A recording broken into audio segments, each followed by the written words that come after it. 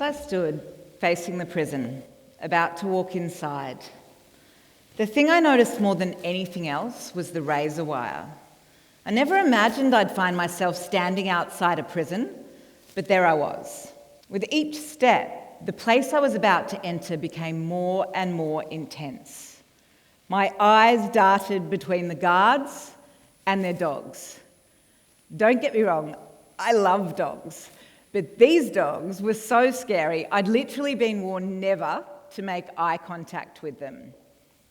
Let me tell you, there's nothing more terrifying than walking past an angry dog called Ice barking at you on your way to work. For those of you that probably haven't had a whole lot of experience getting into or out of prison, you have to be scanned a lot. They check ID, take fingerprint scans. Now they're even doing retinal scans. And to be honest, I started to get a little, or a lot, paranoid. It's like your brain goes into overdrive thinking, oh my God, what crimes have I committed that they're about to discover? Maybe I'm about to find out right now that I've got a record. You know, I murdered someone and forgot about it. Then I remembered, I wasn't actually coming in as a prisoner. I'm here to teach graphic design to prisoners. You know, the ones who had to call this full-on place home. Then I was faced with what seemed like an endless number of doors closed behind me. Heavy doors. I couldn't begin to guess how much they weighed, but they made this sound each time they shut that became increasingly ominous. I started to think about what could potentially happen once I'd gone through all those doors and reached the end destination. For people that remember the Get Smart TV show from the 60s, it's like when Maxwell Smart goes through door after door in the opening credits. What could learning graphic design possibly have to do with prisons? How did I find myself walking into a maximum security men's prison? That probably needs some background.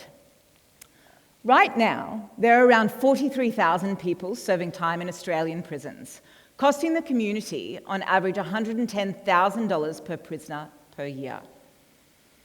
Almost half of these people will return to prison within 2 years of being released. It's called recidivism, and it costs us a lot, not just in terms of its human, but its financial cost. What some of you may not know is that a disproportionate number of people who are in prison and who reoffend have come from a life of disadvantage, often collectively experiencing childhood abuse, unemployment, homelessness, and mental health issues before winding up in the criminal justice system. So reducing recidivism is important. Pragmatically speaking, it's about preventing future crimes from taking place. This keeps people in the community safer, saves taxpayers money, and improves the lives of prisoners who have completed their time. But as a graphic designer turned suburban stay-at-home mum of 3, these issues were nowhere on my radar. Then I saw the award-winning expose by the Australian Current Affairs program Four Corners about the treatment of children behind bars at the Dondale Correction Centre. Watching that show changed my life. It exposed footage from inside the centre. Basically, footage that shows children being treated, for want of a better cliche, like animals. I found myself howling. To this day, I still cry every time I see it. How anyone can treat young children, who it's pretty likely have already been scarred by a bad start to life, in this way is beyond me. I knew I couldn't just go on and pretend it's not happening, because it is happening, right here. If my children were ever treated in that way, well, I actually don't know what I'd do, but it wouldn't be pleasant. So I asked myself, as a person with zero experience in prisons, but a lot of experience in graphic design, what could I do with the experience I had? My internal monologue responded immediately. Nothing. You can do nothing. It's too big a problem, and you're just a graphic designer. Then something unusual happened that made me remember that actually I wasn't just a graphic designer. A few months later, having just completed a contract with a major international media outlet, I was asked to participate in a state government-funded pilot program to provide training and employment opportunities at a correctional centre outside Ipswich, Queensland. Now, when you think of programs that train prisoners for employment after release, graphic design might not immediately come to mind. You might be thinking trades, handyman skills, social work, or even paralegal training. All very valid options, but so is graphic design, or so I've come to learn. If you'd asked me 5 years ago, I would have told you that graphic design can't make a difference in the world. It's just about making things look nice and selling products. It was superficial. I was so very wrong. Graphic design can make a difference, and what I've specifically come to learn is that graphic design can make a huge difference in terms of reducing recidivism by training prisoners and giving them a second chance. Here are some things I've come to learn and respect about how the superpower that is graphic design can help reduce recidivism. Graphic design doesn't require high levels of literacy or numeracy. Designers don't even need to have completed school. This makes it perfect for prisoners who often have lower levels of formal education. Graphic design can be done remotely. That means it's pretty future-proof. If anything, the COVID pandemic increased opportunities for graphic designers. As businesses went online, people lost traditional go-to-the-office type day jobs and embraced entrepreneurship. That meant the need for design content boomed. It's pretty logical having access to a steady and reliable income stream helps reduce recidivism. Remote work is great for offenders who have issues with social skills, especially after extended periods of time not engaging in general outside prison society. It can also help to secure work without being faced with constant rejection, being knocked back during the first round of recruitment once an employer sees they've spent time in prison. Graphic design is a creative profession, and creativity is good for prisoners. Research shows that participating in creative activities positively affects mental health and well-being. People with mental health issues are heavily represented in the prison population. The introduction of creative skills training can not only provide skills for future employment, it can also create a calmer environment within prison. I have personal experience of neglect and abuse as a child. I also successfully navigated postnatal depression. Trust me, I understand the power of art therapy and creative expression when it comes to emotional wellness and resilience. Graphic design is a low-risk occupation. There aren't any major considerations or red flags from a parole perspective for prisoners engaging in graphic design. It doesn't typically involve carrying weapons, access to sensitive information, or the use of equipment that could be dangerous to other people.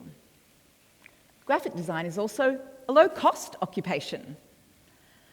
Overheads for programs and equipment to train people in are quite low compared to many other equipment-intensive occupations. A low startup cost can also mean that graphic design is a low-cost occupation for prisoners to establish themselves in once they are released. So, these are all reasons that intellectually, graphic design is a great fit for prison-based training programs. Still, knowing it intellectually and then walking into a prison, two very different things. It's fair to say that teaching graphic design at a high-security men's prison was outside my comfort zone. We operated out of a giant tin gardening shed with no air conditioning and no internet in the Australian climate. In Ipswich, it gets hot in summer and cold in winter. Well, cold by Australian standards. And if that wasn't appealing enough, add to that the birds nesting in the roof and the snakes hanging out in the metal grates below our feet. There were 9 prisoners in the initial few weeks. I was nervous, but they were eager to learn, and they were incredibly respectful. It didn't take long to see there was creative talent in the room. I could see the potential that was sitting in front of me. I immediately thought of Kelly, my old boss from the media company. So I called her up and said, calmly but assuredly, "Kelly, you need to come to prison with me." After a surprisingly small amount of convincing, Kelly agreed to come out and see what I was making such a fuss about. She delivered a presentation about graphic design to around 30 prisoners, then did a Q&A session and answered their pretty impressive questions. By the time we were walking to the car park, she was convinced there was a sea of potential here. We met soon after over a bottle of wine and started sketching out our plan. We knew we didn't just want to teach in the abstract. We wanted to provide the prisoners with a set of skills they could use to secure employment and work in graphic design in the real world. We decided we'd go all in, be bold and establish a full-service creative agency that could produce high-quality graphic and digital design work to corporate and government clients. In the first instance, Kelly and I would do the creative work, then use the proceeds to fund our training studio behind bars. The ultimate goal was to have the prisoners being active in the business. They'd produce content and help with tasks like administration and workflow management. We thought about the general recidivism rate in our state of over 50%, and we thought, if we could reduce that number by just 5%, we'd be saving the community in our state alone roughly $236,901,500 every year. I know, I had to do those calculations a number of times just to be sure. I'm a graphic designer after all. That's in addition to what we'd be doing for the people involved. We launched Green Fox Studios in 2018. We set up the design studio in prison. It essentially operated like any other business. Over 4.5 years, we trained almost 200 men at no cost to the government or community. There are moments that stand out to me, like the first time I needed to tell a convicted murderer that their work wasn't up to scratch. That it didn't reflect the needs of the client and they'd need to do it again. But that was never a problem. The participants respected us and they respected the business that they felt a sense of ownership in. They took pride in their work, and as people gained experience, they mentored the incoming trainees to ensure the quality of every piece of work coming out of their studio. When we won awards, they were their awards. The other truly standout moment was when a surly guard of few words, who frankly always terrified me more than the prisoners did, said to me, "I didn't think this was ever going to work. These are the best behaved prisoners I've seen in my 25 years as a correctional officer." He was right. There was never an alarm code called in the studio. There was never a behavioural incident. In fact, the men were eager to learn more and enhance their skills. So we worked with the team inside to develop our own learning platform, Jumpstart, a fully customised offline system covering the basics of Adobe Creative Cloud. It reached a point where the participants were writing and producing some of the tutorials. The passion we saw in these people was inspiring. Their attitudes towards the work were great as they expressed themselves through creativity. Over the period of the program, 31 of our prisoner trainees were released back into the community. In 2021, we hired our first apprentice, a former prisoner. This was the moment we realised that we could not only make a difference in our training studio behind bars, but we could also offer someone a second chance upon release. The work we were producing was of a high standard, comparable to other commercial agencies. Our work was in demand, and as a result, our team grew quickly. Our training studio was now a pathway to full-time employment. As reducing recidivism was one of our core objectives, we tracked it very closely. Of the 31 of our trainees that have re-entered the community, only one has since returned to prison on new charges.